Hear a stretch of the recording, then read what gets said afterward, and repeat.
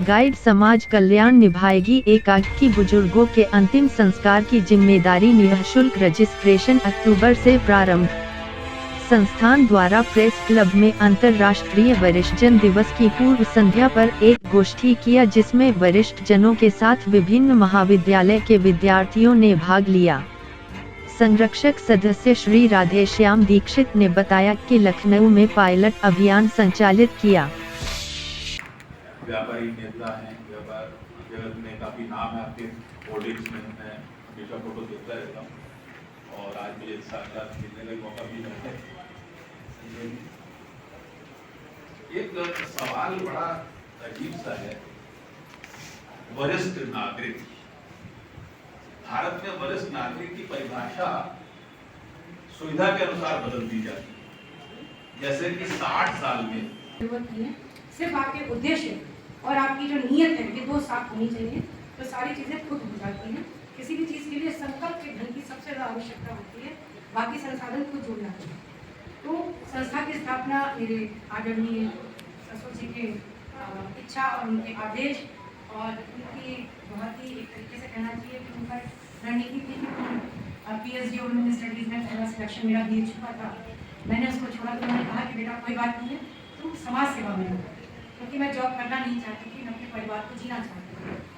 तो ये जो छोटी सी शुरुआत थी झोपड़पट्टी में बच्चों को पढ़ाने से, औरतों को पैसे का हिसाब रखना और घर कैसे चलाएं, बच्चों को कैसे रखें, यहाँ से शुरू हुआ।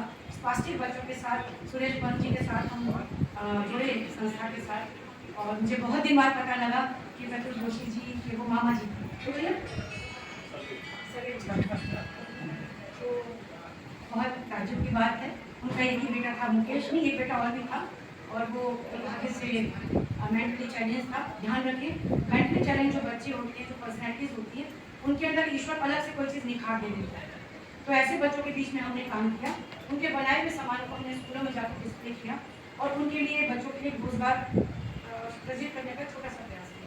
धीमे धीमे धीमे आगे चीज़ें बढ़ती हैं और लोगों का दर्द हमारे समझ में आता रहा, जिनमें एक दर्द ये भी था कि मर्द को दर्द होता है, पुरुष को भी दर्द होता है।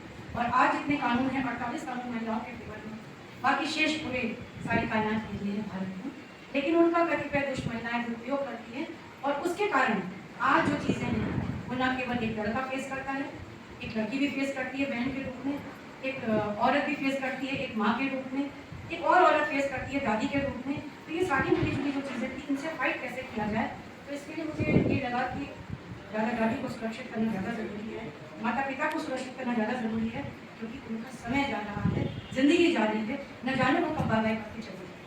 तो ऐसे ये मुहिम शुरू हुई और हमने आपके जैसे बहुत सारे बच्चों को जोड़ा, जिसमें शकुंतला देवी यूनिवर्सिटी जो है वहाँ के बहुत बच्चे यहाँ से जुड़े हुए हैं। मोर देन 10,000 बच्चे इस समय संस्था के यूथ बिहाइंड के सदस्य हैं। और जो हमने पिछले कोरोना काल में इंटरनेशनल वेबिनार्स किए, इस समय 15 देशों के बच्चे हमारे यहाँ इंटर्नशिप करके चुके हैं। इस समय Kerala university, SPT university, Maharashtra में 2-3 यूनिवर्सिटीज़ हैं जिनके बच्चे आज भी इंटर्नशिप में हैं, ऑनलाइन इंटर्नशिप होती है। इसका मुद्दा होता है बुजुर्गों की व्यवहारिक समस्याओं को हम समझें और आसपास के लोगों में जाकर के रक्त बीज की तरह फैल जाए। जितना आप फैलेंगे उतनी चीज़ें आपकी बढ़ेंगी। और ये कोई बहुत ज़रूरी नहीं है कि सब लोग मिलकर के ही एक जगह आएँ, क्योंकि श्री आर.के. मित्तल जी जो कभी पीस मिशन के संस्थापक थे, बच्चों को नहीं पता हो गूगल पे देखना, प्रणयन कर रहे हैं किताबों का और 70 साल की उम्र में, 75 साल की उम्र में।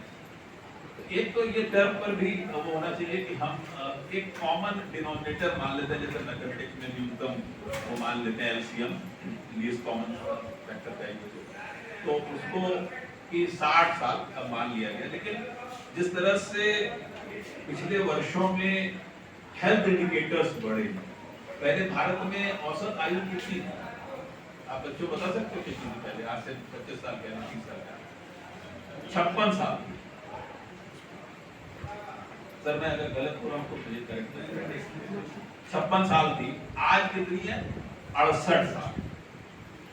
68 साल एवरेज का मतलब ये हो गया कि उसमें 90 साल के शख्स भी होंगे, उसमें 45 साल के भी होंगे, एवरेज तो ऐसे ही निकाला जाता है। तो उम्र जब बढ़ रही है तो ये भी डिमांड अभी उठी थी कि जो ये वरिष्ठ नागरिकों की उम्र है इसको बढ़ाया जाना चाहिए, इसको 65 साल किया जाना चाहिए। लेकिन चलिए ये कोई बहस का मुद्दा नहीं है, लेकिन मैं बता रहा हूँ ये विसंगति है, किस तरह से हम लोग कैसे, हमारा परसेप्शन क्या है। सबसे बड़ी बात यह है कि how we are perceiving the world. हम किसी